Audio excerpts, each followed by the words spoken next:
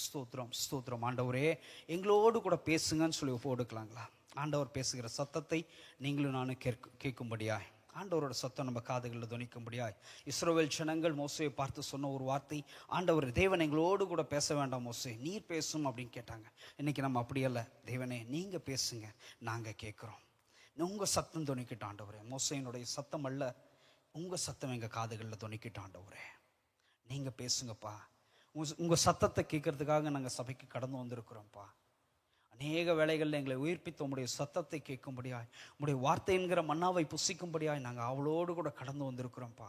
நாங்கள் வந்தவர்கள் வந்த வண்ணமாய் வெறுமையாய் திரும்பாதபடிக்கு, கர்த்தருடைய வார்த்தை ஒரு நாளும் தன்னுடைய காரியத்தை நிறைவேற்றாமல் அது தரையிலே விழாதுன்னு சொல்லப்பட்ட வார்த்தையின்படி, அது வெறுமையாய் திரும்பாதுன்னு சொல்லப்பட்ட வார்த்தையின்படி உம்முடைய வார்த்தைகள் இந்த நாளில் எங்களுக்குள்ள கிரியை செய்ய விட்டு கூட ஜெபிக்கிறோம் ஆண்டவரே.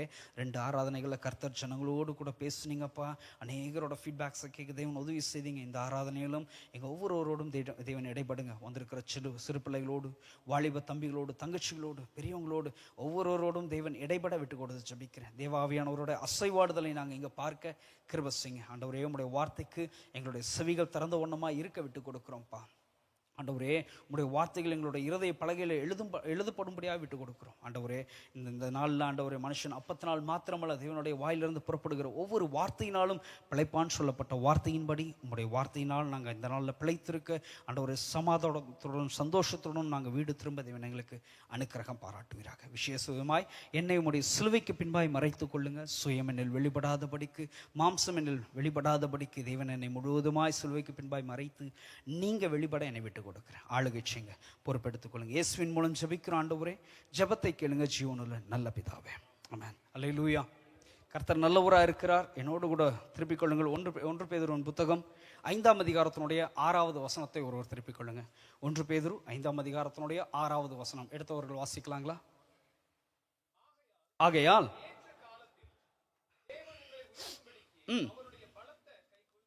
அல்லேலூயா.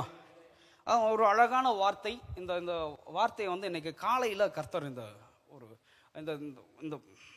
இந்த செய்திக்குரிய ஒரு வார்த்தையா எனக்கு இந்த காலை வேளையில கொடுத்தார். ஆகையால் ஏற்ற காலத்திலே தேவன் உங்களை உயர்த்தும்படிக்கு அவருடைய பலத்த கைக்குள் அடங்கி இருங்கள். அல்லேலூயா. நிச்சயமா கர்த்தர் நம்மளை உயர்த்த மாட்டேன்னு சொல்லல, எங்கேயும் அப்படி சொல்லல. உங்களை உயர்த்துவேன் அப்படின்னு சொல்றாரு. எப்போ உயர்த்துவார்னா, அவருடைய ஏற்ற வேலையில உங்களை என்னை உயர்த்த போதுமானவராக இருக்கிறார்.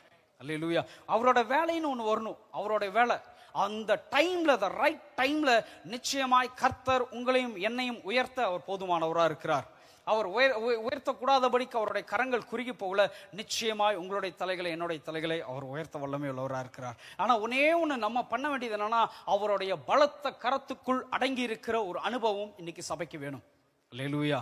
அவர் உயர்த்துவார் என்ற நம்பிக்கையோடு அவருடைய பலத்த கரத்துக்குள் அடங்கி இருக்கும் போது நிச்சயமாய் உங்களுடைய என்னுடைய தலைகளை கர்த்தர் உயர்த்த போதுமானவராக இருக்கிறார். ஆமென். அல்லேலூயா. கர்த்தர் நல்லவராக இருக்கிறார். ஆமென். நிச்சயம் உங்களுடைய என்னுடைய தலைகளை உயர்த்துவார். அல்லேலூயா. நான் ஒரே ஒரு சின்ன சாட்சி, என்னுடைய ஊழியத்தை குறித்து ஒரு சாட்சியை நான் உங்கள் மத்தியில் சொல்லி இந்த செய்திக்குள்ளாய் போக விருப்பப்படுறேன். கடந்த நாட்களில் எனக்கு ஒரு எண்ணம் எனக்குள்ளே ஓடிட்டு இருந்தது. அந்த எண்ணங்கள் ஓடிட்டு இருந்த மத்தியில் கர்த்தர் இந்த வார்த்தையை கொடுத்தார். அதனால் அந்த காரியங்களை நான் உங்கள்கிட்ட சொல்லி இந்த செய்திக்குள்ளாய் நடத்த விருப்பப்படுறேன். விசேஷமாய் 2010ஆம் ஆண்டு ஜனவரி மாதத்தினுடைய 26வது நாளில் நான் ஊழியத்துக்குன்னு அர்ப்பணிக்கப்பட்டேன். அநேக ஊழியர்கள் மத்தியில் ஒரு பெரிய ஒரு கன்வென்ஷன் கூட்டத்தில் அநேக ஊழியர்கள் மத்தியில் நான் ஒப்பு கொடுக்கப்பட்டு ஊழியத்திற்காய் அர்ப்பணிக்கப்பட்டேன். அநேகர் என்னை ஊழியத்துக்குன்னு அர்ப்பணித்து அனுப்புனாங்க. அந்த நாள் தொடங்கி ஊழியத்தின் பாதையில் நான் ஜனவரி 26ஆம் தேதி 2010ஆம் வருஷத்தில் ஓட ஆரம்பித்தேன். ஓடும்போது அந்த 2010, 2011, 2012 இந்த 3 ஆண்டுகள் என்னுடைய ஊழியத்தின பெரிய ஒரு பீக் லெவல் ஒரு வளர்ச்சியை நான் பார்த்தேன். பீக் லெவலில் இருந்துச்சு. அதாவது பீக் லெவலில் எப்படின்னா, 2010 ஆரம்பிச்சிருச்சு. ஜனவரி மாதம் ஊழியத்துக்கு அர்ப்பணிக்கப்பட்டேன். தொடர்ந்து மீட்டிங்ஸ் புக் ஆக ஆரம்பிச்சு. எப்படி மீட்டிங்ஸ் புக் ஆச்சுன்னா, கிட்டத்தட்ட 1 மாதம் 1.5 மாதம்லாம் வீட்டுக்கு வராத அளவுக்கு மீட்டிங்ஸ் பண்ணியிருக்கிறேன். வீட்டுக்கே வந்ததில்லை. ஒரு மாதம்லாம் தொடர்ந்து ஒரு ஊழியக்காரர் இன்றைக்கும் கும்பகோணம் பட்டணத்தில் சீர்காழியில் இருக்கிறாங்க. அவங்க அவங்க வந்து என்னை அவங்க அடைக்கலம் கொடுத்து அவங்க உணவெல்லாம் கொடுத்து டெய்லி ஒவ்வொரு சர்ச்சில் இல்லைன்னா ஒரு கிராமத்தில் பேசுகிற ஒரு ஒரு ஒரு வாய்ப்பை ஏற்படுத்தி கொடுப்பார். டெய்லி ஏதோ ஒரு சர்ச்சில் பேசிகிட்டு இருப்பேன். டெய்லி ஈவினிங்கில் ஏதோ ஒரு கிராமத்தில் பேசுவேன். வார சண்டே ஒரு சர்ச்சில் பேசிகிட்டே இருப்பேன். அவர் என்ன பண்ணுவார்னா, அவர் தன்னுடைய காசெல்லாம் போட்டு பேம்ப்ளெட்ஸ் அடிப்பார். இன்றைக்கும் வீட்டில் ஒரு சில பேம்ப்ளெட்ஸ் வச்சுருக்கிறேன். ஆனந்த்ன்ற பேரை போட்டு, மினிஸ்ட்ரி பேரை போட்டு, கோத்தகிரின்ற அந்த அட்ரஸ் எல்லாம் எல்லாத்தையும் போட்டு, இந்த நாள் மாலை வேளையில் கூட்டம் இருக்கும்னு சொல்லி அந்த சபையினுடைய எல்லாமே இப்படி நடந்துட்டு இருந்துச்சு. அப்போது இந்த 2012 வரைக்கும் பார்த்தீங்கன்னா பயங்கர ஒரு பீக், பயங்கரமான ஒரு பீக். அப்படிப்பட்ட ஒரு இதை வந்து நான் எதிர்பார்க்கவே இல்லை. ஊழியத்துக்கு வந்தோன்னே நான் உடனே எனக்கு ஒரு அழைப்பு வந்துச்சு. ஃபாரின் போகிறதுக்கான ஒரு அழைப்பு வந்துச்சு. ஃபஸ்ட்டாக ஸ்ரீலங்கா போகணும் அப்படின்னு சொல்லி ஒரு அழைப்பு வந்துச்சு. நீங்கள் விசா பாஸ்போர்ட்லாம் ரெடி பண்ணுங்கள், நீங்கள் அடுத்த இயரில் வந்து நெக்ஸ்ட் இயரில் நீங்கள் வந்து ஊழியத்துக்கு வந்து ஸ்ரீலங்கா போகிறீங்க அப்படின்னு சொல்லி அழைப்பு வந்துச்சு. இப்படியான ஒரு நாட்கள் ஓடிக்கிட்டு இருந்துச்சு. ஓடிட்டு இருக்க சூழ்நிலையில் 2012 ஒரு பிரேக் உருவாச்சு. பயங்கரமான ஒரு பிரேக் உருவாச்சு. அந்த பிரேக் அப்படின்னா மீட்டிங்ஸ் இருக்கும், ஆனால் நான் போய்கிட்டு இருந்த அந்த பீக் அப்படியே முடிஞ்சிருச்சு. பீக்கான ஊழியம் அப்படியே ஸ்டாப் ஆயிடுச்சு. மீட்டிங்ஸ் இருக்கும், மீட்டிங்ஸ் போவேன் வருவேன், ஒரு நாள் இருக்கும், இல்லை 3 நாள் கூப்பிடுவாங்க. ஏதோ ரொம்ப இதாக இருந்துச்சு, ரொம்ப ரேராக இருந்துச்சு. அந்த சமயத்தில் அந்த 2012 என்னோட மேரேஜ் நடந்துச்சு. 2013 ஆண்ட்ரியா பிறந்திருந்தா. அதே போல் 2013 அந்த நாட்களில் என்னோட தங்கச்சியினோட மேரேஜ் நடந்தது. மறுபடியும் 2014 நாங்கள் அங்கேருந்து கீழே ஷிஃப்ட் ஆனோம். கோத்தகிரியில் நீலகிரி பட்டணத்திலிருந்து கீழே ஷிஃப்ட் ஆனோம். ஏன் ஷிஃப்ட் ஆனோம் அப்படின்னா, என்னுடைய மீட்டிங்ஸ்க்கு மேலே இருந்து போகிறதுக்கு கொஞ்சம் சிரமமாக இருக்கும். பஸ் வசதி ஏற்ற டைமில் போக முடியாது, பஸ்ஸுக்காக வெயிட் பண்ணணும். நாங்கள் இருக்கிற ஏரியா அப்போது நம்ம என்ன பண்ணலாம், ஒரு மெயினான ஒரு ஏரியாவுக்கு போயிடலாம், அங்கேருந்து நம்ம மீட்டிங்ஸ் போகிறதுக்கு வர்றதுக்கு சௌகரியமாக இருக்கும் அப்படின்னு சொல்லி தான் அந்த கோயம்புத்தூர் பட்டணத்துக்கு வந்தோம். இன்றையோடு இந்த வருஷத்தோடு குறைஞ்சது ஒரு 11 வருஷம் நான் இந்த சபையில் வந்து அடைக்கலம் வந்து 11 வருஷம் ஆச்சு. 11 வருஷங்களா இந்த சபையோடு இருக்கிறேன். ஆனால் இந்த 11 வருட காலத்தில் நான் அந்த முதல் 3 வருடத்தில் இருந்த அந்த ஒரு பீக்கை இது வரைக்கும் பார்த்ததே இல்லை. இங்கே வர மீட்டிங்ஸ் இருக்குது, ப்ரேயர் நடக்குது, வெளியே கூப்பிட்றாங்க, போகிறோம். ஆனால் அந்த பீக்கான ஊழியத்தை என்னால் பார்க்க முடியல. அல்லேலூயா. அன்னைக்கு ஆனால் அந்த பீக்கான ஊழியம் இருக்கும்போது நான் நினச்ச ஒரு காரியம் என்னன்னா, அவ்வளோதான், நம்ம வந்து செட்டில் ஆகிட்டோம், நம்ம ஊழியத்துக்கு வந்ததனுடைய பலனை அடைஞ்சிட்டோம். இனி வந்து இப்படிதான் இருக்கும், இப்படிதான் நம்ம வந்து சுத்திக்கிட்டே இருப்போம், நம்ம வந்து பயங்கரமா இருப்போம். ஏன்னா அன்னைக்கு என்னை போஷித்த விதங்கள், உடுத்துவித்த விதங்கள், என்னை ட்ரீட் பண்ணுவாங்க பாருங்க, இந்த ஊழியக்காரனை ட்ரீட் பண்ணுவாங்க பாருங்க, அதெல்லாம் வேற லெவல்ல இருக்கும். ஒரு மீட்டிங், ஒரு ஈவினிங் மீட்டிங் மட்டும் முடிச்சா காணிக்க, நல்ல ஒரு காணிக்க கொடுப்பாங்க, 5 ஸ்டார் ஹோட்டல். அந்த டைம்ல தான் நான் வந்து சைனீஸ் ரெஸ்டாரண்ட்லாம் போய் இந்த நிறைய சாப்பிட்ட விஷயங்கள்லாம் உண்டு. அந்த ஒரு நாட்கள்ல நான் என்ன நினைச்சேன்னா, அவ்வளவுதான், நம்மளுடைய ஊழியம் வந்து வளர்ந்துருச்சு, ஊழியத்தை வந்து கர்த்தர் உயர்த்திட்டார், ஊழியத்தை வந்து கர்த்தர் கொண்டு போறார். இன்னும் கர்த்தர் அங்க ஒரு பிரேக் கொடுத்தார். இப்ப இந்த பிரேக் வந்தது நிமித்தம் இடையில ஊழியங்கள் வருது. ஆனா எங்களுக்குள்ள, எனக்கும் என் மனைவிக்கும் ஒரு சோர்வு வரும். என்ன சோர்வு வரும்னா, ஒருவேளை கர்த்தர் அழைக்காம இந்த ஊழியத்துக்கு வந்துட்டோமோ அப்படின்ற ஒரு எண்ணம் வரும். கர்த்தர் ஒருவேளை அழைக்காம நாங்க ஊழியத்துக்கு வந்துட்டோமோ, கர்த்தர் அழைக்காம சும்மா வந்து இங்க உட்கார்ந்து இருக்கிறோமோ அப்படின்னு நினைப்போம். இல்ல ஒருவேளை வேலையை விட்டுட்டு வந்தது தப்போ அப்படின்னு நினைப்போம். ஒருவேளை வேலைக்கே ஒருவேளை நான் சும்மா ஒரு உதாரணத்துக்கு சொல்றேன், ஒருவேளை இன்னைக்கு நான் வேலையில இருந்திருந்தேன்னா என்னுடைய நிலைமைகள் டோட்டலா மாறி இருக்கும். ஏன்னா என் கூட வேலை செஞ்ச ஒரு தம்பி, என் கூட கீழே இருந்தான். அந்த தம்பி இன்னைக்கு வந்து என்னை ஒரு ஃபேக்டரியில, கொத்தகிரி போனீங்கன்னா இன்னைக்கும் கட்டப்பட்ட ஃபேக்டரியில சிவா ஃபேக்டரின்னு ஒரு ஃபேக்டரி இருக்கு. அந்த ஃபேக்டரியோட ஓனர் வந்து ஹெட் மெக்கானிக்காக என்னை வந்து கூப்பிட்டாங்க. அப்போ ஒரு 12-15 இயர்ஸ் பேக். அப்போ என்னை ஹெட் மெக்கானிக்காக கூப்பிட்டாங்க. அவங்க நல்ல சேலரி கொடுக்குறேன்னு சொல்லி கூப்பிட்டாங்க.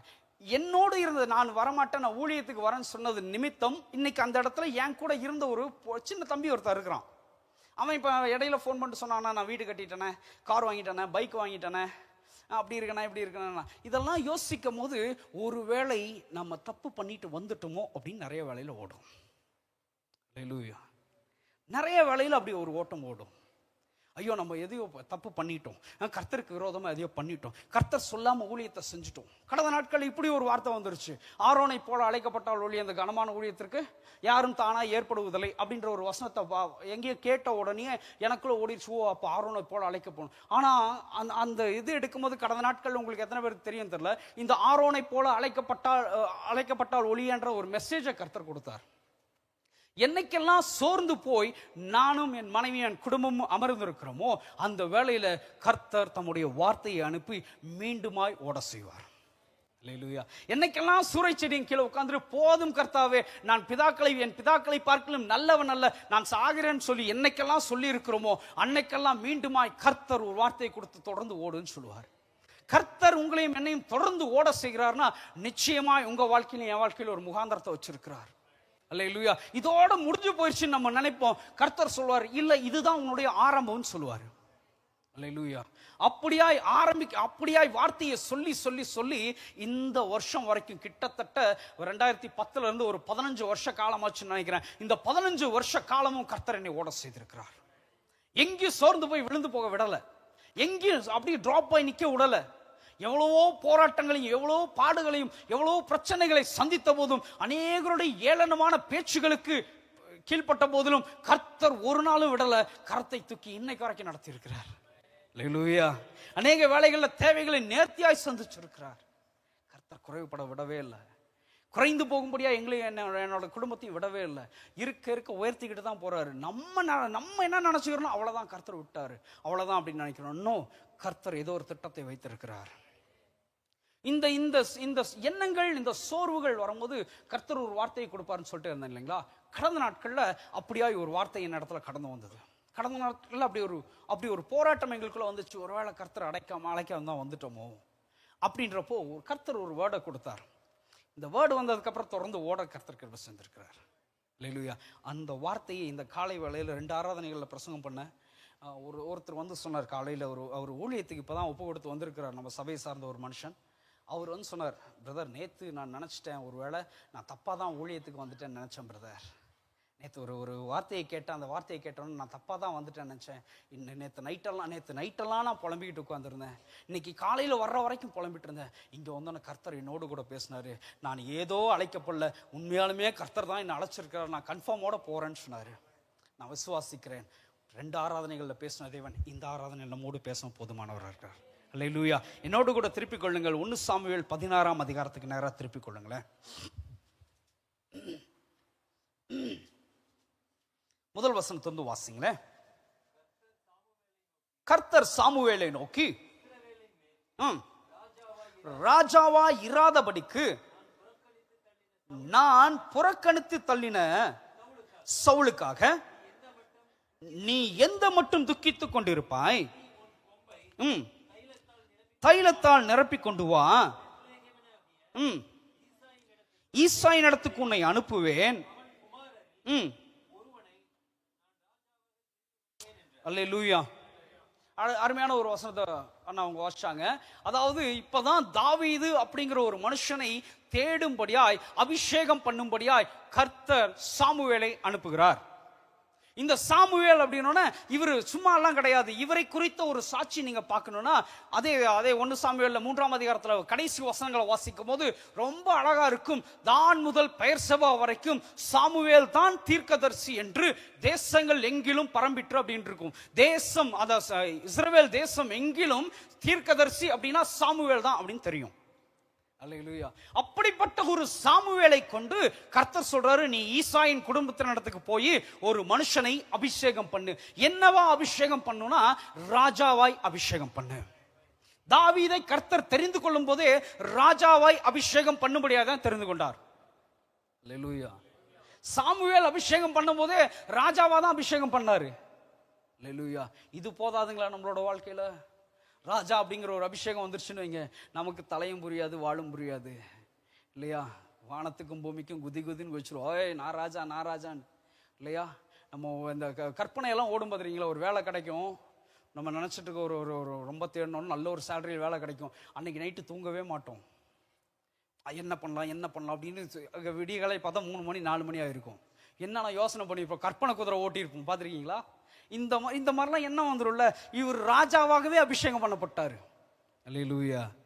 அல்லேலூயா. வாசிங்களேன். அதே அதிகாரத்தினுடைய 13ஆம் வசனத்திலிருந்து வாசிங்களேன்.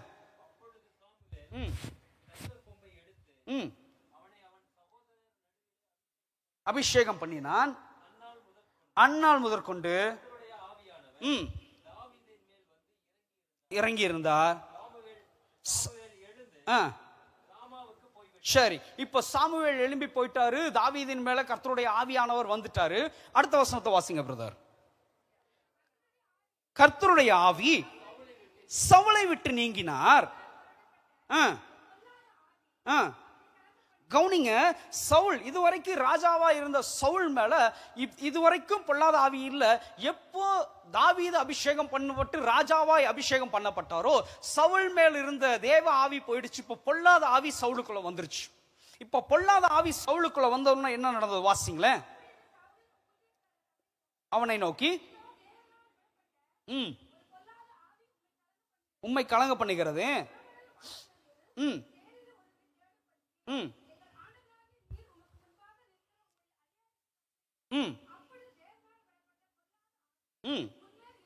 உண்மை வாசித்தால்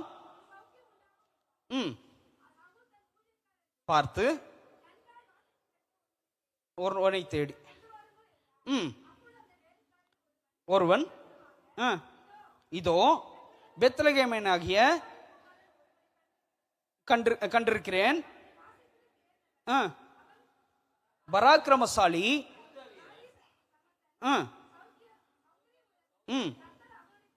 ஆமென்.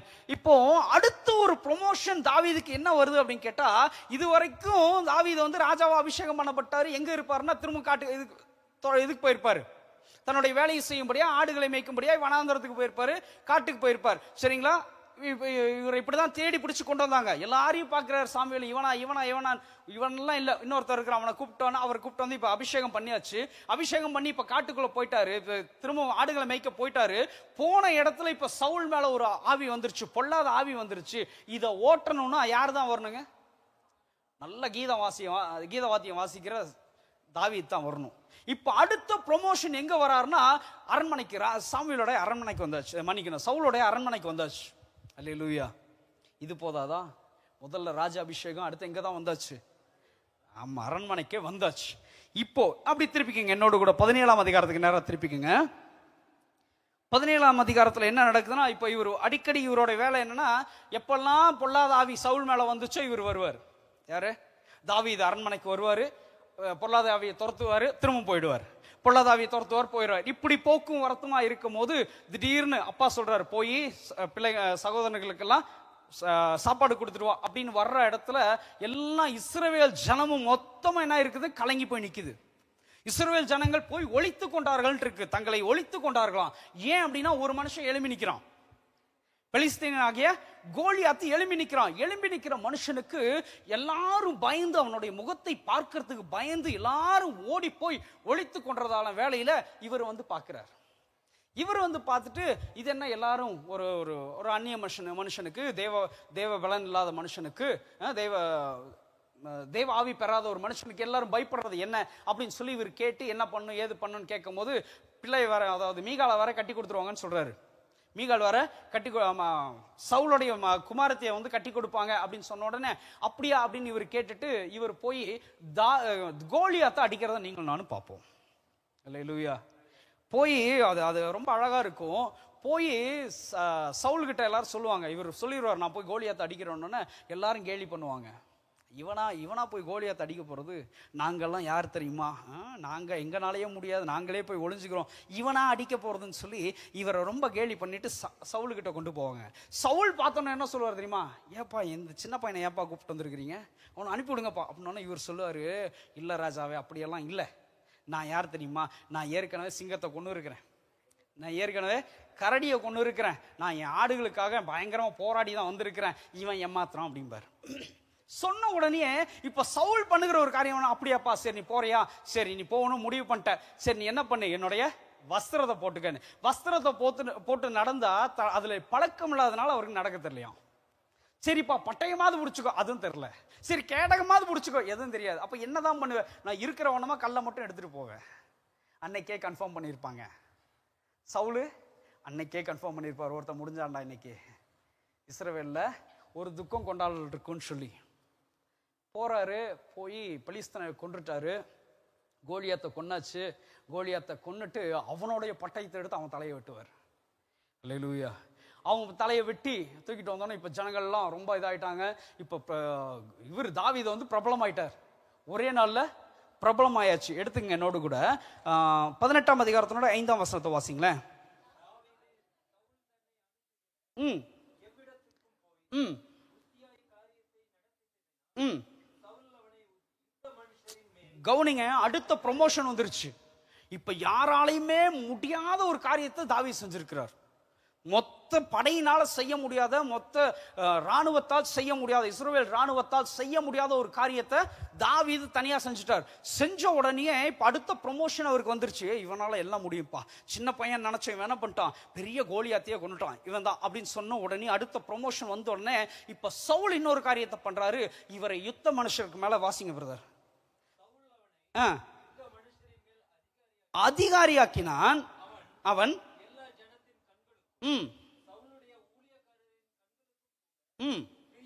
அல்லேலூயா.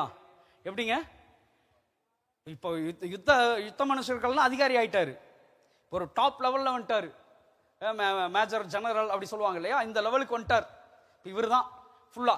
இந்த சூழ்நிலையில அங்க இருந்த ஜனங்களுக்கும் இவரை பிடிச்சிருச்சான். இஸ்ரவேல் ஜனங்கள் மொத்தமும் இவரை நேசிக்கிறாங்க. அல்லேலூயா. இதை விட வேற என்ன வேணும்? இதை விட ஒரு மனுஷனுக்கு வேற என்ன வேணும்? டோட்டல் நம்பிக்கையும் வந்திருக்கும். நம்ம தான் படிப்படியா படிப்படியா படிப்படியா உயர்ந்து இப்ப எங்க வந்துட்டோம், ராணுவத்துக்கே தலைவனா மாறிட்டோம். தேசமே நம்ம கையில, ராஜாவே நம்ம கையில. எப்படி பொண்ணை வேற கட்டி கொடுக்கணும் இல்லையா, பொண்ணதுனால பொண்ணை வேற கட்டி கொடுக்கணும், எல்லாமே நமக்கு. ஆனா நம்ம இப்படி நினைச்சிட்டு இருக்கும் போது நம்மளை முடிச்சு விடுவாங்க பாருங்க. அதுக்குன்னே ஒரு கூட்டம் இருக்கும், பாத்துருக்கீங்களா? பாத்துருக்கீங்களா? முடிச்சிருவாங்க எப்படியாவது. என்னைக்கு நம்ம எலும்பிட்டோம் தலையை தூக்குறோமோ கொட்டி கொட்டி கொட்டியே கீழே உட்கார வச்சிருவாங்க. வாசிங்களா அது கீழே.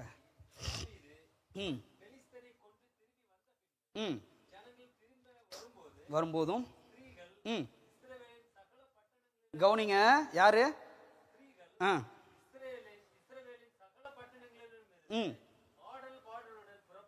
ஆடல் பாடலும் புறப்பட்டு மேளங்களோடும் மேளங்களோடும் கீதவாத்தியங்களோடும்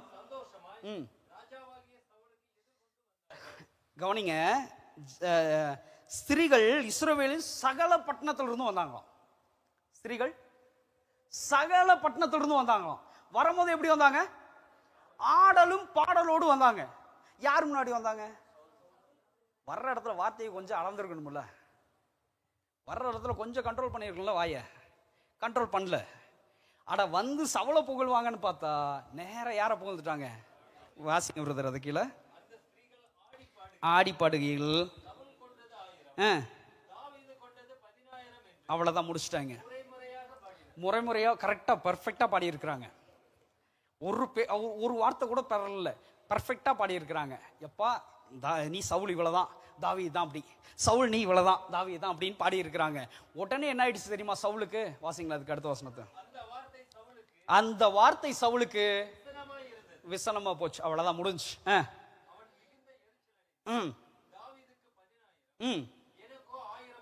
இவர் பாருங்க, இவர் என்ன பண்ணாரோ அதை தானே கொடுக்க முடியும். நீ 1000 ரூபா சம்பாரிச்சிருந்தா 1000 ரூபா தான் கொடுக்க முடியும். அவனுக்கு என்ன 16,000, எனக்கு 1000ன்றாரு. சரி, இன்னும் இதை மட்டும்தான்ப்பா கொடுக்கலங்கிறாரு. அவருக்கு பயம் வந்துருச்சு. நாங்க உங்களை கேட்டோமா? இல்ல தெரியாம தான் கேட்கிறேன். நாங்க உங்களை கேட்டோமா? தாவீது வந்து கேட்டாரா, ஏம்மா எனக்காக ஒரு துதி பாடுங்கன்னு? ஆனா அந்த மனுஷன் முன்னாடி போய் பாடி இருந்தா கூட ஏதோ சந்தோஷங்க. ஏங்க சவுல் முன்னாடி போய் பாடினீங்க? சும்மாவே இருக்க மாட்டீங்கல்ல? இதையா ஒண்ணு பண்ணி இப்ப தாவீதோட வாழ்க்கையை முடிச்சுட்டீங்க. இது விசனமாச்சு. விசனமானதோடு முடிஞ்சிருந்தா பிரச்சனையே கிடையாது. சரிங்களா? அதுக்கு கீழே வாசிங்க பிரதர். அந்நாள் முதற்கொண்டு சவுல் காய் மகாரமாய் பார்த்தான். மறுநாளிலே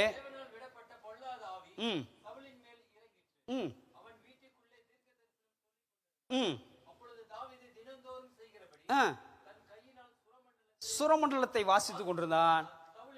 இதுவரைக்கும் இன்னைக்கு முதல் நாள் வரைக்கும் ஈட்டி கிடையாது. சவுல் கையில என்ன கிடையாதுங்க? ஈட்டி கடை. இன்னைக்கு முடிவு பண்ணிட்டான், இவனை விட்டா ராஜாங்கத்தையும் தூக்கி கொடுத்துருவாங்க. வாசிங்க பிரதர் அது கீழே. ஈட்டி இருந்தது.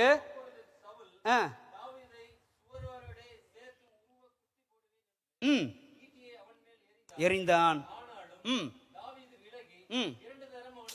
அல்லேலூயா. அல்லேலூயா. என்னைக்கு நான் எழும்பிட்டேன் அப்படின்னு சொல்லி ஒரு எண்ணம் வருதோ அந்த இடத்துல ஒரு பிரேக் உண்டாகுது. அவனை கொலை செய்யும்படியாய் சவுல் தேடினானாம். அல்லேலூயா. நீங்கள் அதை வாசிக்க முடியும். குறைஞ்சது ஒரு 2-3 தடவை நினைக்கிறேன். 3 தடவை சவுல் ஈட்டினால தாவீதை குத்தும்படியாக போவார். இதை நான் வாசிச்சுட்டு இருக்கும்போது ரொம்ப அழகான அவங்க ஜான் ஜெபராஜ் அவங்களுடைய ஒரு அழகான வார்த்தைகள் இருக்கும் ஒரு பாட்டில். குறிப்பார்த்து எரியப்பட்ட சவுலின் அம்புகள் திசை மாறி போக செய்த தயவு பெரியது, கர்த்தருடைய தயவு தாவீதை காத்ததுங்கய்யா. அல்லேலூயா. அழைச்சவர் உண்மை உள்ளவருங்க. உங்களுக்கு விரோதமாய் எத்தனை ஆயுதங்கள் உருவாக்கப்பட்டாலும் நிச்சயமாய் அது உங்களை சேதப்படுத்துவதில்லை. அல்லேலூயா, அல்லேலூயா. நிச்சயமாய் கர்த்தர் உங்க தலைகளை உயர்த்த போதுமானவராக இருக்கிறார். சவுலை கொன்று மன்னிக்கணும், தாவீதை கொன்று போடும்படியா சவுல் தேடுறாரு. எவ்வளவு நேரம் தேடுறாருன்னா, நீங்க இந்த 18-19 வாசிச்சீங்கன்னா அவர் கொன்று போடும்படியாகவே தேடுவார். 18ஆம் அதிகாரம் 19ஆம் அதிகாரம் நீங்க ஃபுல்லா வாசிச்சு பாருங்க. அவரை எப்படியாயும் கொன்று போட்டுறணும்னு பார்ப்பாரு. அல்லேலூயா. எப்படியாய் கொன்று போடணும் பார்ப்பாரு. அவருடைய முதல் மகள் வேற ஒருத்தருக்கு திருமணம் செய்து வைக்கப்படுவாங்க. மீகாள் 2வது மகள் அவருக்கு கொடுக்கப்படுவாங்க. இப்போ தாவீதுக்குள்ள ஒரு நம்பிக்கை வந்திருக்கும். சரி, ஓகே, இது வரைக்கும் அவர் பொல்லாத ஆவினால் நம்மளை குத்தி போடணும்னு பார்த்தாரு. இப்போ என்ன ஆயிட்டோம்னா, நம்ம அந்த வீட்டுக்கு மருமகன் ஆயிட்டோம். அந்த வீட்டுக்கு மருமகன் ஆயிட்டோம். மருமகன் ஆயிட்டோம்னா என்ன தெரியுங்களா? அதாவது அந்த ராஜ்யத்துக்கு வந்தாச்சு. அந்த ராஜ்யத்துக்கு அடுத்த தலைமுறை தான். அந்த அடுத்த தலைமுறைன்னு இவர் வந்தாச்சு. மகளுடைய கணவன் அந்த ஸ்தானத்துக்கு வந்தாச்சு. அவ்வளவுதான் நினைச்சிருப்பாரு. ஆனா சவுலுடைய எண்ணங்கள் எப்படி இருந்துச்சு தெரியுங்களா? அந்த மீகாலை கொண்டு தாவீதை கொன்று போடும்படியாய் பார்த்தாராம். அல்லேலூயா. மீகாலை கொண்டு தாவீதை கொன்று போடணும்னு நினைச்சாராம்.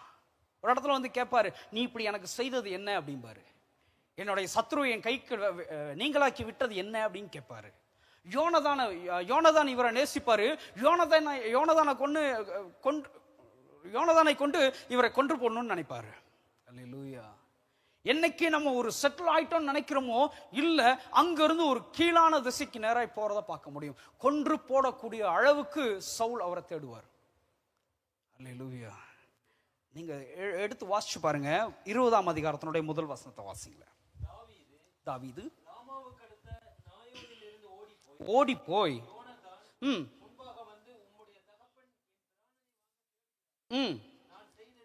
நான் செய்தது என்ன, என் அக்கிரமம் என்ன. அல்லேலூயா. இந்த 20ஆம் அதிகாரத்தினுடைய முதல் வசனத்துல தாவீதினுடைய ஓட்டம் தொடங்கும். 20ஆம் அதிகாரத்தினுடைய முதல் வசனத்துல தாவீதினுடைய ஓட்டம் தொடங்கும். எதுக்கு தெரியுங்களா ஓடுவாரு? தன்னுடைய ஜீவனை தப்புவித்துக் கொள்ள ஓடிக்கிட்டே இருப்பார். நீங்க வாசிக்க முடியும். தொடர்ந்து வாசிச்சா வந்தீங்கன்னா, தாவீது எங்கெல்லாம் போனாரோ அங்கிருந்து ஒரு ஆள் சவுலுக்கு சொல்லுவாங்க, அவர் இந்த இடத்துக்கு வந்திருக்கார் அப்படின்னு. தாவீது மன்னிக்கணும், சவுல் உடனே தாவீதை கொல்லும்படியா தன்னுடைய படையை திரட்டிட்டு போவார். அங்கிருந்து ஓடுவார். அங்க போனாலும் அங்கிருந்து ஒரு நியூஸ் வரும், உடனே அங்க படையை திரட்டிட்டு போவார். இப்படியே ஓடிக்கிட்டு இருப்பார். அல்லேலூயா. ஒரு இடத்துல தாவீது கேட்பாரு, என்னை நீ இவ்வளவு தேடுறிய, இந்த தெல்லுப்பூச்சியை தேடுறதுக்கு நான் எம்மாத்திரம் அப்படின்னு கேட்பாரு. கவனிங்களேன், சவுலுடைய நாட்கள்ல அவர் தன்னுடைய தேசத்தை ராஜ்யபாரம் பண்ணினாரோ இல்லையோ, தாவீதை கொல்றது ஒரு பிரதான குறிக்கோளா வச்சிருந்தார். தாவீதை எப்படியாவது கொன்று போட்டுறணும், தாவீதை எப்படியாவது அழிச்சு போட்டுறணும். படைகளை திரட்டிக்கிட்டு போறாராம். அல்லேலூயா. அவருக்கு யாராவது ஹெல்ப் பண்ணிட்டா உடனே அவங்க ஆசாரியர்கள்னாலும் பார்க்க மாட்டார், கொன்று போட்டுருவார். அல்லேலூயா. இந்த ஒரு நிலைமையில தான் தாவீது ஓடிக்கிட்டே இருக்கிறார். ஓடிக்கிட்டே இருக்கிறார். ஆனா இந்த ஓடுகிற இந்த தாவீது இடத்துல ஒரு கேரக்டர் நான் பார்க்க முடிஞ்சு, ஒரு குவாலிட்டியான கேரக்டர் நான் பார்க்க முடிஞ்சு. அல்லேலூயா. வாசிங்க, என்னோட கூட திருப்பிக் கொள்ளுங்க. சங்கீதங்கள் புத்தகம் 42 எடுத்துக்கங்க. அதுல முதல் வசனத்தை வாசிங்க. 42 முதல் வசனத்திலிருந்து வாசிங்க. மானானது நீரோடைகளை வாஞ்சித்து கதறுவது போல. கவனிங்களேன், இப்போ இவர் ஒரு பாட்டு ஒரு சங்கீதங்களை எழுதுறாரு. எப்படி இருந்ததா இவரோட இருதயம்? மானானது நீரோடையை வாஞ்சித்து கதறுவது போல. மானு தண்ணிக்காக வாஞ்சித்து கதறுமா. அந்த கதறலை போல இவருடைய கதறல் இருந்ததா. எதற்கான? என் ஆத்துமா உம்மை வாஞ்சித்து கதறுகிறதுன்றாரு. அல்லேலூயா. உம்மை வாஞ்சித்து என் ஆத்துமா கதறுது ஆண்டவரே. மானானது எப்படி தன் நீரோடைகளுக்காய் வாஞ்சித்து கதறுதோ அந்த மாதிரி உங்களுக்காய் என்னுடைய ஆத்துமா வாஞ்சித்து கதறுதுங்கிறார். கீழே வாசிங்க பிரதர். என் ஆத்துமா தேவன் மேல், ஜீவனுள்ள தேவன் மேலேயே தாகமா இருக்கிறது. இதுதாங்க ரொம்ப அற்புதமான ஒரு வேர்டு. என் ஆத்துமா தேவன் மேல், ஜீவனுள்ள தேவன் மேலேயே தாகமா இருக்குதான். வாசிங்க பிரதர் கீழே. நான் எப்பொழுது, எப்ப நான் அரண்மனைக்கு போவேன்னு கேட்கல, எப்ப என் சொந்த வீட்டுக்கு போவேன்னு கேட்கல, எப்ப போய் என் மனைவியை பார்ப்பேன்னு கேட்கல, எப்ப நான் என்னோட குடும்பத்தெல்லாம் போய் பார்ப்பேன்னு கேட்கல. அவர் சொல்றாரு, எப்போது நான் உன்னுடைய சமூகத்துக்கு வருவேன் ஆண்டவரே, உன்னோட சன்னதிக்கு வருவேன் கேட்கிறார். அல்லேலூயா. எப்ப நான் உங்க சன்னதிக்கு வர முடியும் ஆண்டவரேன்னு கேட்கிறாரு. இன்னைக்கு அநேக வேளைகள்ல கிறிஸ்தவராகிய உங்கள்கிட்டையும் என்கிட்டையும் இழந்து போனதான ஒரு குவாலிட்டி, ஒரு கேரக்டர் என்ன அப்படின்னா, ஒரு சூழ்நிலைகள் வரும்போது நம்ம இம்மீடியட்டா அந்த கர்த்தரை மறந்து போறோம். அல்லேலூயா. இம்மீடியட்டா நம்ம இந்த கர்த்தரை ஆராதித்து என்ன இருக்குன்னு கேட்கிறோம், இந்த கர்த்தரை பின்பற்றி என்ன இருக்குன்னு கேட்கிறோம். சபைக்கு வர வருத்தப்படுறோம். ஒரு சின்ன ஒரு காரியம், ஒரு தேவை சந்திக்கப்படலன்னா சபைக்கு வர வருத்தப்படுறோம். இந்த மனுஷன் ஜீவன் தப்பும்படியாய் ஓடிக்கிட்டு இருக்காரு. எங்க போனாலும் துரத்துறாங்க, எங்க போனாலும் கொல்லும்படியா ஆட்கள் வருது. நினைச்சு பாருங்களேன். ஆடுகளை மேய்க்கும் போது இவர் வனாந்தரத்துல இருந்ததுக்கும் காடுகள்ல இருந்ததுக்கும் இந்த நாட்கள்ல சவுலுக்கு பயந்து ஓடுறதுக்கும் நிறைய வித்தியாசம் இருக்கு. ஆடுகள் பின்னாடி போகும்போது ஆடுகளுக்கு என்ன பிரச்சனை வரும், எங்க இருந்து ஒரு கரடி வரும், எங்க இருந்து சிங்கம் வரும், எங்க இருந்து பாம்பு வரும், இதை தான் பார்த்து ஓடி இருப்பார். சரிங்களா? அவைகளை கவனமா பார்த்துட்டு இருந்திருப்பாரு. இவைகளை கொல்லும்படியா ஏதாவது வந்து அதுகளோடு போராடி அதுகளை மீட்டுக் கொள்வார். இன்னைக்கு என்னன்னா, இவரோட ஜீவனுக்கு விரோதமா வருது. எங்க இருந்து அம்பு வரப்போகுதுன்னு தெரியாது, எங்க இருந்து ஈட்டி எறியப்பட போகுதுன்னு தெரியாது, எங்க இருந்து எப்படிப்பட்ட சம்பவம் சம்பவிக்க போகுதுன்னு தெரியாது, தன்னோடு இருக்கிறவர்கள் யாரு உண்மை உள்ளவர்கள் தெரியாது, எவன் எப்ப வேணா போட்டு கொடுக்கலாம். இந்த ஒரு சூழ்நிலையிலும் சொல்றாரு, என் ஆத்துமா கர்த்தரை வாஞ்சிக்குதுன்றார். அல்லேலூயா. வாசிங்க பிரதர். அத கவுனிங்கள எல்லாரும் கேட்கிறாங்களா, உன் தேவன் எங்கே என்று எல்லாரும் கேட்கிறாங்களா. இன்னைக்கு இதே கேள்வி உங்களுக்கு எனக்கு வந்திருக்கும். ஏசுன்ட்டு போனா இன்னைக்கு பாத்தியா உன் நிலைமையே அப்படின்னு இருப்பாங்க. ஏசுன்னு போன உன் நிலைமையை பாத்தியா, இன்னும் இந்த இயேசு தான் நடத்துவாருன்னு காப்பாருன்னு, இன்னைக்கு உனக்கு வியாதி வந்துருச்சு அப்படிம்பாங்க. இவங்க கேட்கும் போது நம்ம கொஞ்சம் அப்படி இதாகும். பார்த்துருக்கீங்களா? ஆமா, உண்மைத்தானே. இந்த இயேசுவை நம்பி என்ன இருக்கு. சமீபத்தில் ஒரு கிராமத்தில் நடந்த ஒரு காரியம். அந்த ஜனங்கள் எல்லாருமே இயேசுவை மறுதலித்து அந்த விக்கிரகங்களை, அந்த அந்நிய தேவர்களை ஏற்றுக்கொண்டாங்களாம். அந்த அந்நிய தேவர்களை நாங்கள் மொத்தமாக தாய் மதத்துக்கு திரும்புகிறோம் அப்படின்னு சொல்லி ஏற்றுக்கொண்டார்களாம். இன்னைக்கு அநேக வேளைகளில் ஜீவனுள்ள தேவனுடைய பிள்ளைகளாகிய நீங்களும் நானும் இப்படிதான் இருக்கிறோம். இந்த கர்த்தரை மறந்து ஏதோ ஒரு காரியத்தை பின்பற்றி இந்த இயேசுவை நம்பி ஒன்றும் இல்லை, இந்த இயேசுவை ஆராதிச்சு ஒன்றும் இல்லை, நான் இதை இழந்ததுதான் மீதி, நான் இதை விட்டதுதான் மீதி, இவரை ஆராதிக்கிறதுக்கு சும்மா இருக்கலாம்னு எத்தனையோ பேர் இன்னைக்கு நம்ம சிந்திக்கிறோம். ஆனா இந்த தாவீதினுடைய வாழ்க்கையில இப்படி ஒரு சிந்தனை வரவே இல்லைங்களா. அல்லேலூயா. வாசிங்க பிரதர். அத உன் தேவன் எங்கே என்று அவர்கள் நாள்தோறும் இடத்தில் சொல்லுகிறபடியால், அந்த ஒரு வார்த்தை வந்த உடனே அவருடைய கண்ணீர், இரவும் பகலும் அவரோட கண்ணீர் அவருக்கு உணவாயிற்றான். வாசிங்க பிரதர். கூட நடந்து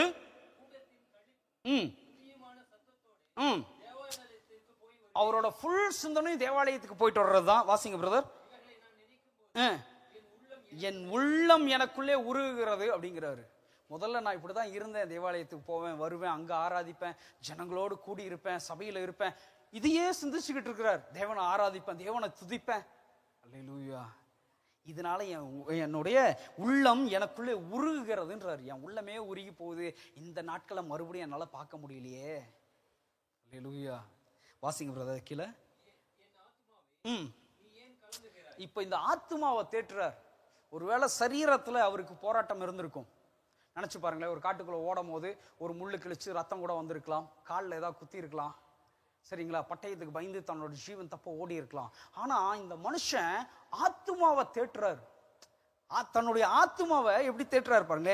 என் ஆத்துமாவே நீ ஏன் கலங்குற, நீ ஏன் கலங்குற, ஏன் எனக்குள் தேங்குகிறாய், தேவனை நோக்கி காத்துரு, நான் இன்னும் அவரை துதிப்பேன்றாரு. அல்லேலூயா.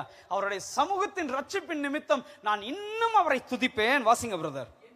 என் தேவனே, என் தேவனே, என் ஆத்துமா எனக்குள் கலங்குகிறது, ஆகையால் யோர்தான் தேசத்திலும் இதெல்லாம் என்ன தெரியுங்களா? யோர்தான் தேசம், இந்த எர்மோன் மலை, சிறுமலை எல்லாம் என்ன தெரியுமா? இவர் ஓடிக்கிட்டு இருந்த தேசங்கள், ஓடிட்டு இருந்த இடங்கள். துரத்தும் போதெல்லாம் ஓடுவார். யோர்தானுக்கு ஓடுறாரு, யோர்தான்ல துரத்தணும்னு எர்மோனுக்கு ஓடுறாரு, எர்மோன்ல துரத்தணும்னு சிறுமலைகளுக்கு ஓடுறாரு. இப்படி ஓடிக்கிட்டே இருக்கிறாரு. ஓடிக்கிட்டே இருக்கிற வேலையில தான் சொல்றாரு, எர்மோன் மலைகளிலும் சிறுமலைகளிலும் இருந்து உண்மை நினைக்கிறேன்றாரு. அல்லேலூயா, அல்லேலூயா. சின்ன ப்ராப்ளம் வந்தா மறந்து போறமே, அவர் பெரிய ப்ராப்ளத்தின் மத்தியில கர்த்தராவே உங்களை மட்டும் நினைக்கிறாங்கிறாரு. வாசிங்க பிரதர். அது கீழே, இறைச்சலால் ஆழத்தை ஆழம் கூப்பிடுகிறது, எல்லாம் புரண்டு போகிறது, ஆகிலும் கர்த்தர் தமது கிருபையை கட்டளையிடுகிறார், ராக்காலத்திலே அவரை பாடும் பாட்டு என் வாயில் இருக்கிறது. அல்லேலூயா. அவர் நைட்ல பகல்ல வந்து பகற்காலத்திலே தமது கிருபையை கட்டளையிடுகிறார், ராக்காலத்திலே அவரை பாடும் பாட்டு என் வாயில் இருக்குதுங்கிறாரு. நைட்டெல்லாம் துதிச்சுக்கிட்டு இருந்திருக்கிறார். எங்க உட்காந்துறீங்களா? எர்மோன்லயும் யோர்தான்லயும் சிறுமலைகள்லயும் கர்த்தரை துதிக்கிற ஒரு அனுபவம் இருந்துச்சான். ஓட ஓட துதிச்சுக்கிட்டே ஓடி இருக்கிறாரு. அல்லேலூயா. ஓட ஓட துதிச்சுக்கிட்டே இருந்திருக்கிறாரு. வாசிங்க பிரதர். கீழே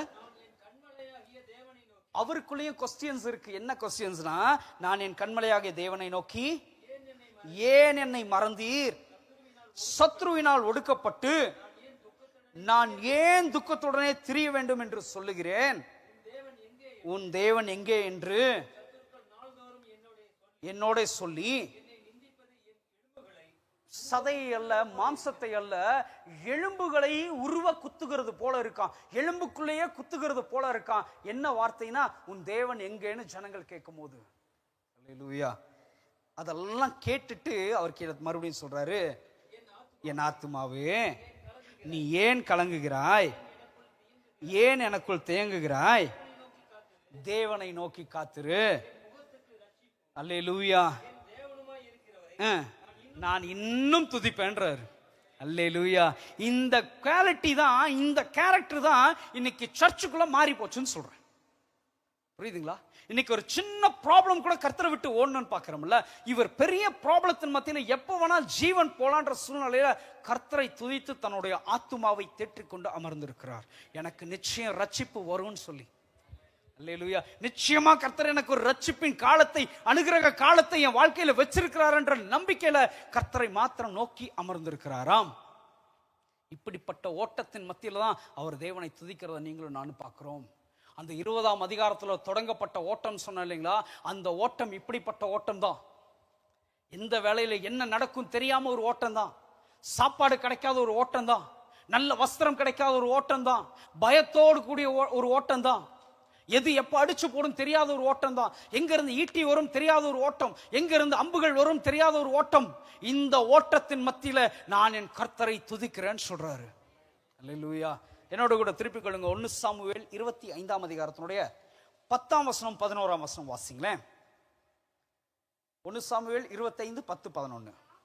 நாபால் தாவீதின் ஊழியக்காரருக்கு பிரதியுத்தரமாக, தாவீது என்பவன் யார், ஈசாயின் குமாரன் யார், இந்நாளில் அநேகர் உண்டு,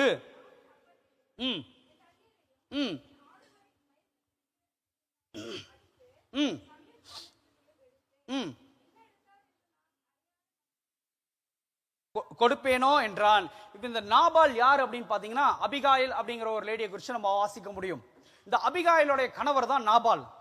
இந்த நாபால்கிட்ட கொஞ்சம் அதுக்கு மேல வாசிச்சு பாத்தீங்கன்னா அவர் கொஞ்சம் ஆடுகள், இன்னும் கொஞ்சம் மாடுகள், கொஞ்சம் கொஞ்சம் செல்வ செழிப்பா இருக்கிறாரு. இவர் என்ன பண்ணியிருக்கிறாருன்னா ஆடுகளை மயிர் கத்திரிக்கும்படியா ஒரு இடத்துக்கு போயிருக்கிறார். போன இடத்துல இப்ப தாவீது தன்னுடைய ஜனங்களை, தன்னுடைய வாலிபர்களை அனுப்புறாரு. போங்கப்பா, நீங்க போயிட்டு ஏதாவது வாங்கிட்டு வாங்க. நாபால் இதா இருக்கிறாரு.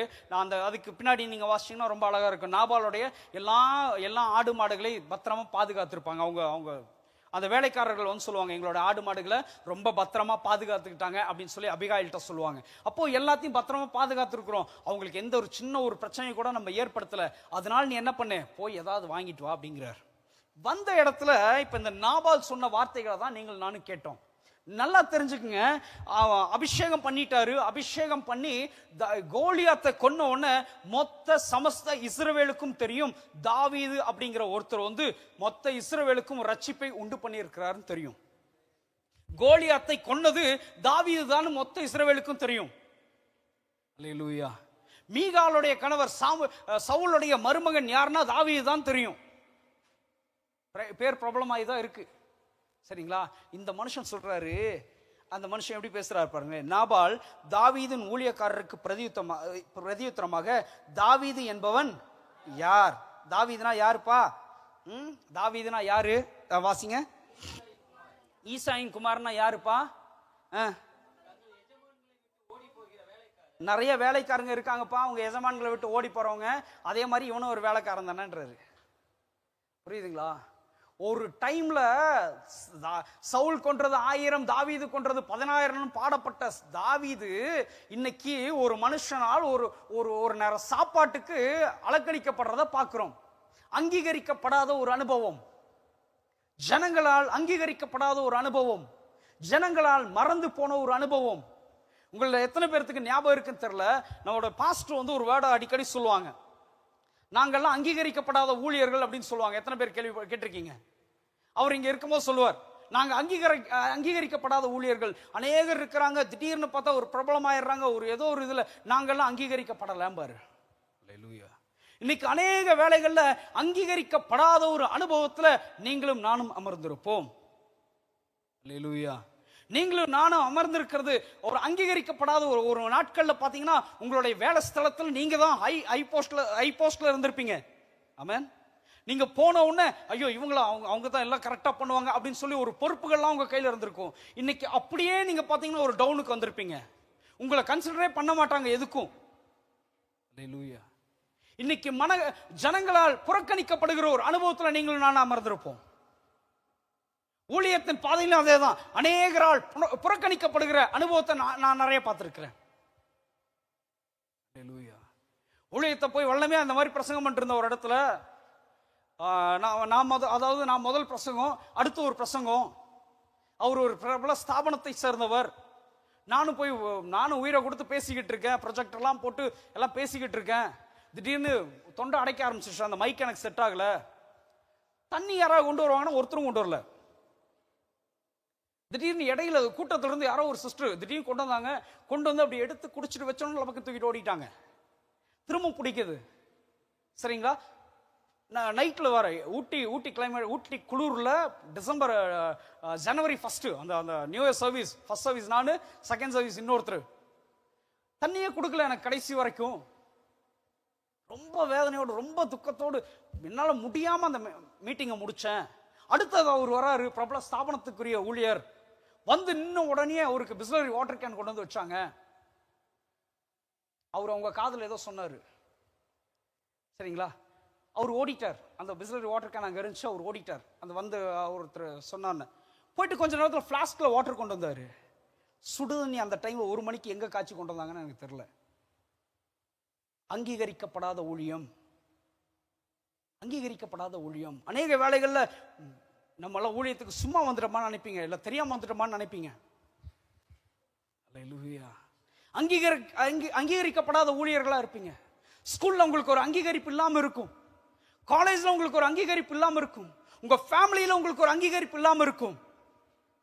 ஒரு நாட்கள்ல சொல்லியிருப்பாங்க, ஐயோ அவங்க வரலன்னா எப்படி, சித்தி வரலன்னா எப்படி, அத்தை வரலன்னா எப்படி, அக்கா வரலன்னா எப்படி, தங்கச்சி வரலன்னா எப்படி. இன்னைக்கு அதே குடும்பம் தான் சொல்லும், ஐயோ அவங்க வந்துட வேண்டாம்பாங்க. அல்லேலூயா. இன்னைக்கு அவங்க வந்துட வேண்டாம், இன்னைக்கு அவங்களுக்கு பத்திரிக்கை வைக்க வேண்டாம். அல்லேலூயா. அங்கீகரிப்பு இல்லாமல் ஓடிக்கிட்டு இருப்பீங்க ஒரு நாள். இந்த நாட்கள்ல கர்த்தர் உங்களை பார்த்து சொல்றாரு, உங்க தலைகளை உயர்த்துவேன்னு சொல்றாரு. ஊழியத்தின் பாதையில் உங்க தலைகளை உயர்த்துவேன்னு சொல்றாரு. பள்ளிக்கூடத்துல தலைகள் கவிழ்ந்து போயிருக்கீங்களா? கர்த்தர் சொல்றாரு, உங்க தலைகளை உயர்த்துவேன்னு சொல்றாரு. காலேஜில் எல்லாராலும் அங்கீகரிக்கப்படாமல் இருக்கிறீங்களா? கர்த்தர் சொல்றாரு, உங்க தலைகளை உயர்த்த பண்ணுவேன்னு சொல்றாரு. குடும்பத்தில் அங்கீகரிக்கலையா? மறுபடியும் கர்த்தர் சொல்றார், உங்க தலைகளை நான் அங்கீகரிப்பேன்னு சொல்றார். அல்லேலூயா. கர்த்தர் நிச்சயமாகவே உயர்த்தவே உயர்த்துவார். அல்லேலூயா. உங்க தலைகளை கர்த்தர் நிச்சயம் உயர்த்துவார் பிரதர். நிச்சயம் உங்க தலைகளை உயர்த்துவார் சிஸ்டர். அல்லேலூயா. இன்னைக்கு அங்கீகரிப்பு இல்லைன்னு அழுகிற நீங்க யாருமே பார்க்காதப்போ நினைச்சு பாருங்களேன். ஒரு இடத்துக்கு போயிருப்போம், ஒரு ஃபங்க்ஷனுக்கு, நம்மளை மட்டும் கண்டிருக்க மாட்டாங்க, நம்மளை மட்டும் மதிச்சிருக்கவே மாட்டாங்க, பார்ஷியாலிட்டி பார்த்துருப்பாங்க. எல்லாத்துலயும் பார்ஷியாலிட்டி பார்த்துருப்பாங்க. இன்னொருத்தரை தூக்கி தலையில் வச்சு ஆடி இருப்பாங்க. உங்களை கண்டிருக்கவே மாட்டாங்க. யாருக்கிட்டையும் சொல்ல முடியாம ஏக்கத்தோடு, துக்கத்தோடு, பாரத்தோடு உங்க இருதயத்தில் அழுதுகிட்டு ரிட்டர்ன் வந்திருப்பீங்க. கர்த்தர் இன்னைக்கு சொல்றாரு, நான் மீண்டும் அவன் தலையை உயர்த்துவேன்னு சொல்றாரு. மீண்டும் அவன் தலையை உயர்த்துவேன். உங்களுக்கு தெரியும் நினைக்கிறேன், யோசேப்பினுடைய நாட்கள்ல மன்னிக்கணும், பார்வோனுடைய சமூகத்துல ஒரு மனுஷன் பானபாத்திரக்காரனா இருந்தானா. இந்த பானபாத்திரக்காரன் செய்யாத ஒரு குற்றத்துக்காய் சிறைச்சாலையில போடப்படுறான். செய்யவே இல்லை, குற்றமே செய்யல, பாவமே செய்யல, எதையும் செய்ய. இன்னொருத்தர் செஞ்சிருக்கிறான், சுயம்பாகிகள் தலைவர் செஞ்சிருக்கிறான், இவன் செய்யல. செய்யாத ஒருவனை இவன் செஞ்சிருப்பானோ அப்படின்னு சொல்லி உள்ள போட்டாங்க. நாட்கள் ஒன்று வந்தது. அல்லேலூயா. நாட்கள் ஒன்று வரும். அந்த வந்த சூழ்நிலையில அவன் எதையுமே செய்யலன்னு கண்டுபிடிச்சிட்டாங்க. அந்த ராஜா என்ன பண்ணாராம், அவருடைய தலையை மீண்டுமாய் அவனுடைய ஸ்தானத்துல உயர்த்தினாராம். தேங்க்யூ தம்பி, தண்ணி கேட்காம வருது. ஸ்தோத்திரம். அதுவும் சுடுது நீ. சரி, ஸ்தோத்திரம். கர்த்தர் நல்லவர். அதான் நான் சொன்னேன், தலைகள் நிச்சயமாய் உயர்த்தப்படும். ஸ்தோத்திரம். அன்னைக்கு நான் இது ஒரு சின்ன ஒரு இதாக கூட சொல்லிடுறேன். அன்னைக்கு நான் ஒரு முடிவு எடுத்தேங்க. நான் கர்த்தர்கிட்ட ஒரு பிரதிஷ்டை பண்ணேன். ஆண்டவரே, நான் என்னைக்கெல்லாம் மினிஸ்ட்ரியில் ஊழியத்தில் நான் மைக்கை பிடிச்சு நிற்கிறனோ என் தொண்டைக்கு தண்ணி தேவைப்படக்கூடாது ஆண்டவரேன்னு கேட்டிருக்கேன். அன்னையிலிருந்து நான் மீட்டிங்கில் தண்ணியை குடிக்க மாட்டேன். கரெக்டாக அந்த அனுபவத்தோடு சரி, நான் கர்த்தருக்கும் எனக்கும் உள்ள உடன்படிக்கை, நான் தண்ணியை கேட்க மாட்டேன். அன்னையிலிருந்து என் தொண்டை இது வரைக்கும் பிடிச்சதே கிடையாது. அல்லேலூயா. சரி, ஸ்தோத்திரம். கொடுத்த தம்பிக்காய் ஸ்தோத்திரம். அப்போ ஒரு ஒரு ஒரு அனுபவத்துக்குள்ள ஒரு மன்னிக்கணும், சாரி, மன்னிக்கணும், பானபாத்திரக்காரன் இல்லைங்களா? இந்த பானபாத்திரக்காரனை அந்த ராஜா, தேவனை அறியாத ஒரு ராஜா, அவன் எந்த தப்புமே செய்யலன்னு உயர்த்த உண்மையுள்ளவரா இருந்தார். அல்லேலூயா. ஒரு ராஜா, உலக மனுஷனுக்கு தெரியுது அவன் தப்பே செய்யல அப்படின்னு சொல்லி அவனுடைய ஸ்தானத்துக்கு நேராய் மீண்டுமாய் அந்த பானபாத்திரக்காரனை உயர்த்தி வச்சு அழகு பார்த்தாரா. அல்லேலூயா. ஒரு தப்புமே செய்யாத யோசேப்பு அங்கதான் இருந்தாரு. நாட்கள் ஒன்று வரும், எல்லாராலும் மறக்கப்பட்டு போன யோசேப்பு அங்கதான் இருக்கிறாரு. எல்லாரும் மறந்துட்டாங்க, நம்பின குடும்பம் மறந்துருச்சு. போர்த்திபாருக்கு எவ்வளவோ ஓடி ஓடி சேவை செஞ்சிருப்பாரு, அந்த வீட்டை எவ்வளவோ அழகுபடுத்தி இருப்பார், எவ்வளவோ காரியங்களை செஞ்சிருப்பாரு. அந்த போர்த்திபார் மறந்து போனார். நாட்கள் ஒன்று வரும் ஐயா, மீண்டுமாய் யோசேப்பினுடைய தலைகள் உயர்த்தப்பட்டுச்சு. அதில் ரொம்ப அழகான ஒரு வேர்டு என்ன தெரியுங்களா? எனக்கு ரொம்ப பிடிச்ச ஒரு வேர்டு. சிறைச்சாலையில் கொண்டு போய் யோசேப்பை போட்டுருவாங்க. அவர் வசனம் அழகா இருக்கும், யோசேப்போடு கர்த்தர் இருந்தார். இன்னைக்கு கர்த்தர் உங்களோடு இருந்துட்டா போதுங்க. எந்த சூழ்நிலையா இருந்தாலும் சரி, யார் உங்களை இகழ்ந்தாலும் சரி, யார் உங்களை புறக்கணித்தாலும் சரி, யார் உங்களை ஏற்றுக்கொள்ளாலும் சரி, கர்த்தர் உங்க தலைகளை நிச்சயமாய் உயர்த்துவார். அல்லேலூயா. அவர் உயர்த்த போதுமானவரா இருக்கிறார். உங்களோட கண்ணீருக்கு நிச்சயம் ஒரு பதில் கொடுப்பார். உங்களுடைய ஜபத்துக்கு நிச்சயம் ஒரு பதில் கொடுப்பார். எங்கெல்லாம் அங்கீகரிப்பு இல்லைன்னு நினைக்கிறீங்களோ அந்த இடத்துல மீண்டுமா உங்க தலைகளை காண்டாமிருகத்தின் கொம்பை போல் உயர்த்த கர்த்தர் உண்மையுள்ளவரா இருக்கிறார். அல்லேலூயா. நிச்சயம் உயர்த்துவார். கவலையே படாதீங்க. உங்க கண்ணீர் ஒரு நாள் வீண் போகாது. உங்களை கர்த்தர் மறந்து போகலைங்க. அவர் மறந்து போக மனுஷன் அல்ல. ஆமென். அவர் நினைவு கூறுகிற தேவன். அல்லேலூயா. உங்களை மறுபடியும் உங்க தலைகளை உங்களுடைய ஸ்தானத்தில் உயர்த்துகிற தேவன். யோசேப்பை எப்படி தெரியுமா உயர்த்துவாரு? அந்த அந்த வேர்ட் ரொம்ப எனக்கு பிடிக்கும், உண்மையாலுமே ரொம்ப பிடிக்கும். யோசேப்பை கேட்காம ஒரு பயலும் கையும் ஆட்டக்கூடாது, காலும் ஆட்டக்கூடாதுன்னு பாரு. அல்லேலூயா. யோசேப்பு எங்கேயோ கடந்த யோசேப்பு தான், தீவிரமா இழுத்து கொண்டு வரப்பட்ட யோசேப்பு தான். இன்னைக்கு ஆண்டவர் சொல்றாரு, அந்த அந்த அந்த அந்த பார்வன் சொல்றாரு, அவனை கேட்காம, யோசேப்பை கேட்காம ஒருத்தனும் இந்த தேசத்துல கையும் ஆட்டக்கூடாது, காலம் ஆட்டக்கூடாது. அப்படிப்பட்ட ஒரு ஸ்தானத்துல, ராஜாவுக்கு அடுத்த ஸ்தானத்துல அவர் உயர்த்தி வைப்பார்.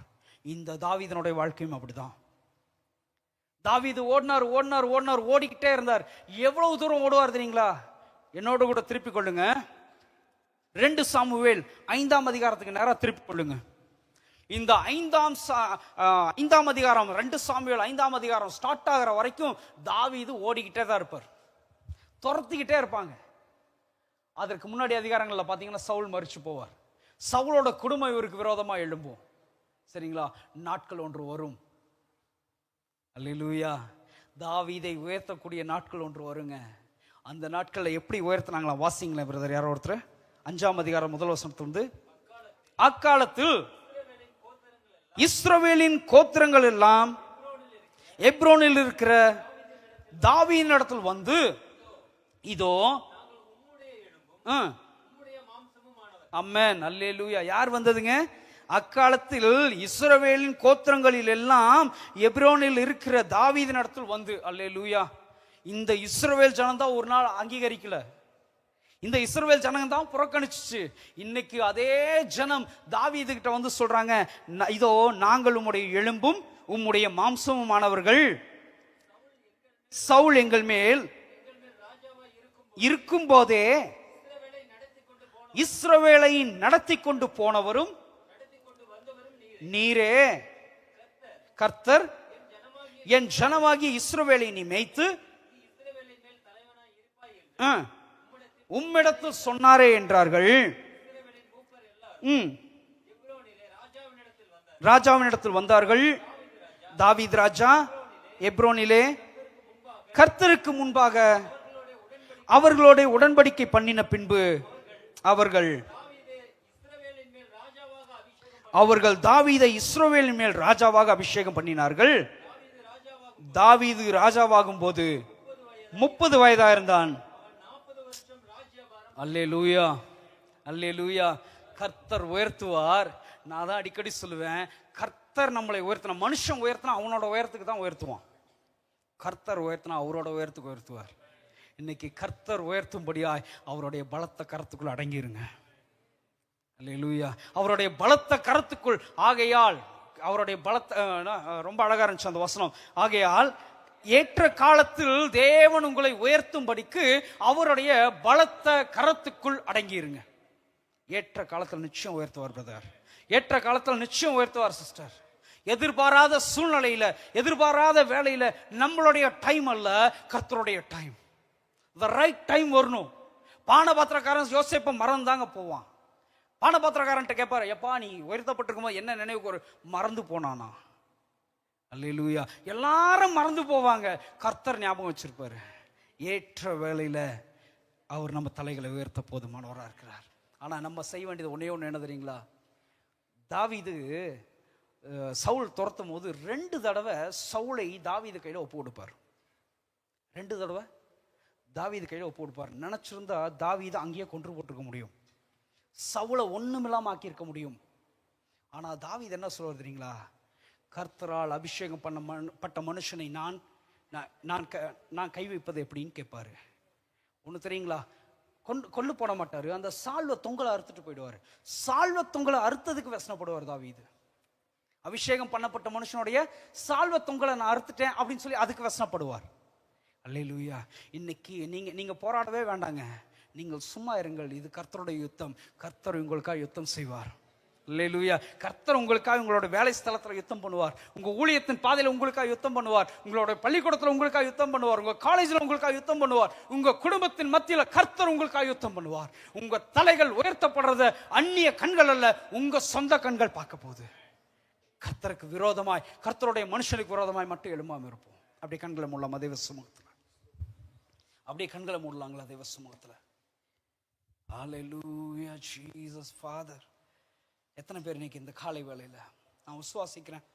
என்னோடு பேசின தேவன் எனக்கு இந்த வேர்டை கொடுத்து சூறைச்செடியின் அனுபவத்தில் இருந்த என்னை மீண்டுமாய் ஓடக்கூடிய பலனுள்ள வார்த்தைகளை கொடுத்திருக்கிறார். அந்த வார்த்தைகளை நான் இங்கே பேசுகிறேன்.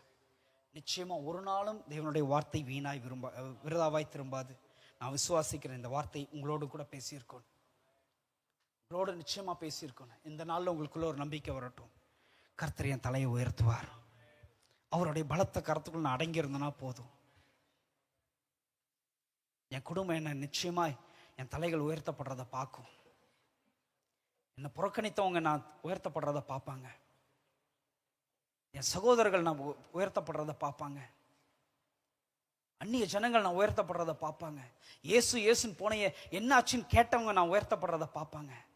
நம்பிக்கையோடு கூட ஒப்பு கொடுங்க சிஸ்டர். உங்க கண்ணீரெல்லாம் கர்த்தர் பார்த்துட்டு தான் இருக்கார். அவர் பார்க்க கூடாதபடிக்கு அவருடைய கண்கள் குருடாகல, அவருடைய காதுகள் செவிடாகவும் போகல. உங்களுக்காய் யுத்தம் செய்யக்கூடாதபடிக்கு அவருடைய கரங்கள் குறுகி போகவும் இல்லை. அவருடைய ரைட் டைமுக்காக காத்துட்டு இருக்காருங்க. உங்க வாழ்க்கையில ரொம்ப தூரத்துல இல்லை, 20ஆம் அதிகாரத்துல ஓட ஆரம்பிக்கிறார்.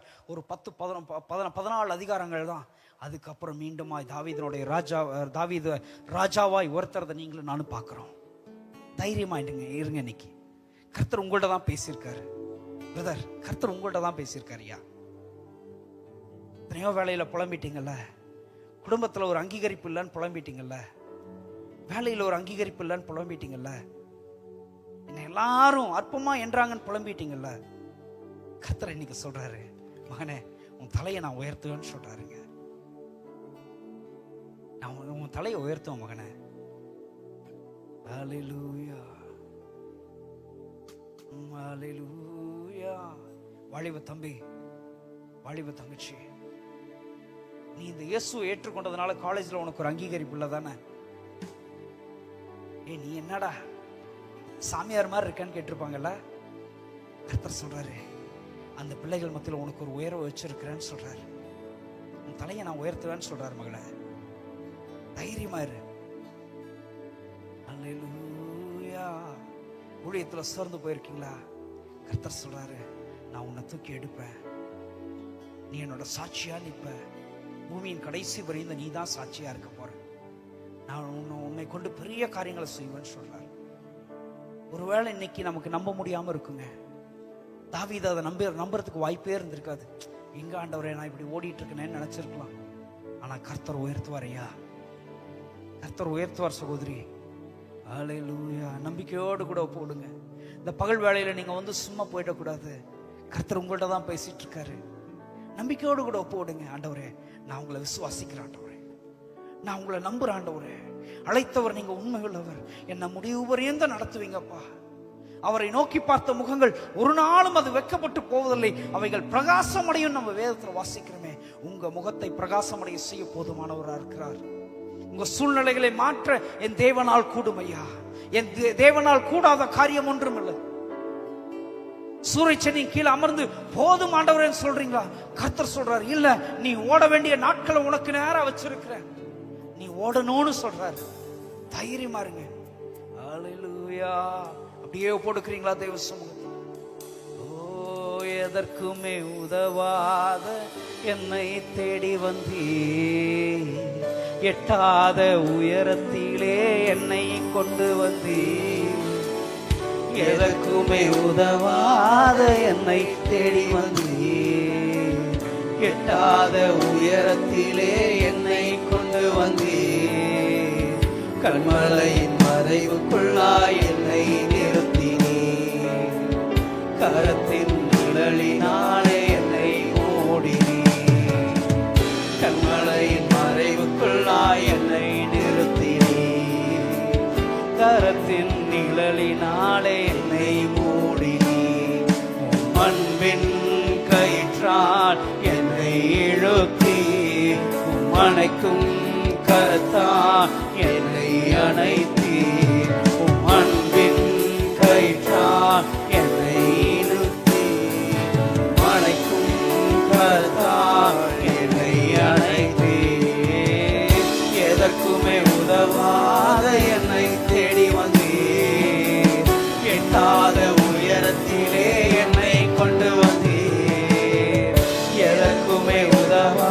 எட்டாத என்னை தேடி வந்தீர், எட்டாத உயரத்திலே என்னை கொண்டு வந்தீர்.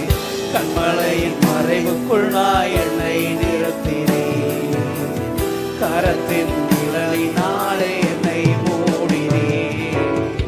கண்மலையின் மறைவுக்குள்ளாய் என்னை நிறுத்தினீர், கரத்தின் நிழலினாலே என்னை மூடினீர். ஹல்லேலூயா. ஆண்டவரே, ஆண்டவரே, நன்றி நன்றி நன்றி ஆண்டவரே. எங்களோடு இடைப்படுகிற தேவனே, பலனற்ற வேலையெல்லாம் உடைய வார்த்தை தான்ப்பா எங்களை பலப்படுத்துச்சு. உங்கள் வார்த்தைன்ற அந்த மன்னாவினால தான் நாங்கள் பலப்பட்டு ஓடணும்ப்பா. இன்னைக்கு வரைக்கும் நாங்கள் ஓடி வந்திருக்கிற கிருபைனா அது உங்களோடது தான்ப்பா. உங்கள் வார்த்தை மட்டும்தான்ப்பா எங்களை தேற்றுச்சு. அநேகருடைய வார்த்தைகள், அநேகருடைய சொற்கள் ஊசி போல குத்தும் போதெல்லாம், அவ்வளோதான் நீன்னு சொல்லும் போதெல்லாம் உங்கள் வார்த்தை தான்ப்பா இன்னைக்கு வரைக்கும் எங்களை நிற்க வச்சிருக்குது. நன்றி செலுத்துகிறோம் ஆண்டவரே, நன்றி செலுத்துகிறோம் ஆண்டவரே. நன்றி ராஜா, நன்றி ராஜா, நன்றி ராஜா. எங்களை தெரிந்து கொண்டவரே, எங்களை அபிஷேகம் பண்ணினவரே, எங்களை தாயின் கருவில உருவாகும் முன்னமே வேறு பிரித்தவரே, நன்றி செலுத்துறோம்ப்பா. யாராவது ஒருவர் என் கூட ஆண்டவர் இன்னைக்கு பேசினாரு, எனக்கு தான் இந்த வார்த்தையை பேசினாருன்னு சொல்றவங்க யாராவது ஒருவர் சத்தத்தை உயர்த்தி ஜெபிக்கிறீங்களா?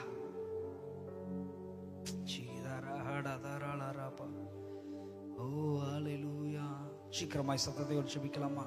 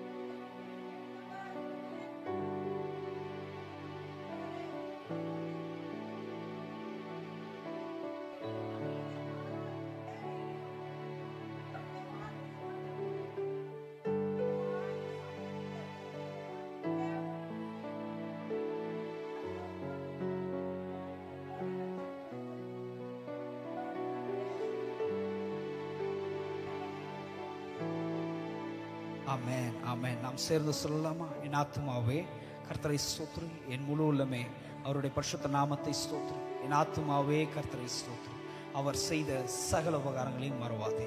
ஆமென், ஆமென். ஆண்டவராகிய இயேசு கிறிஸ்துவினுடைய கிருபையும் பிதாவினுடைய அன்பும் பரிசுத்த ஆவியானவருடைய அந்யோன்யம் என்றும் என்றும் சதா காலமும் நம் அனைவரோடு கூட தங்கியிருப்பதாக. ஆமென், ஆமென். God bless you. Praise the Lord. ஒரு வாழ்த்து சொல்லுங்கள். கர்த்தர் தாமே உங்களை ஆசீர்வதிப்பாராக.